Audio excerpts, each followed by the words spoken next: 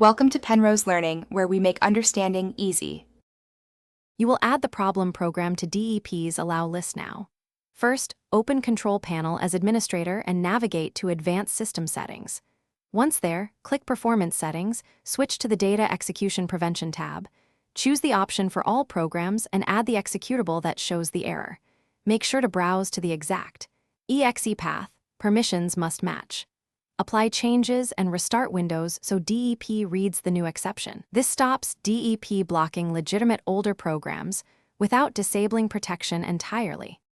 If adding an exception failed, modify the boot DEP policy carefully. Open an elevated command prompt and run bcdedit/setcurrentnx. Opt out to let user mode exceptions work while keeping kernel DEP active. Once done, reboot the machine and launch the program. This often resolves conflicts caused by old binaries. Keep in mind this changes system-wide behavior, so make sure you understand the risk. If problems appear, revert to stricter DEP with bcdedit/setcurrentnx. Opt in and reboot again to finish by validating permissions and binary compatibility. Run the program as administrator or in compatibility mode if it's an older title. Confirm 32-bit versus 64-bit mismatches won't trigger DEP. If the app still fails, update the software or swap any custom DLLs that may be causing execution protection faults.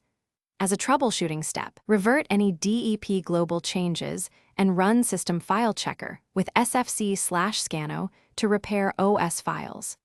If none of this helps, restore the original settings and contact the vendor for a DEP-aware build. Thanks for watching. If this was helpful, leave a like and consider subscribing. See you next time.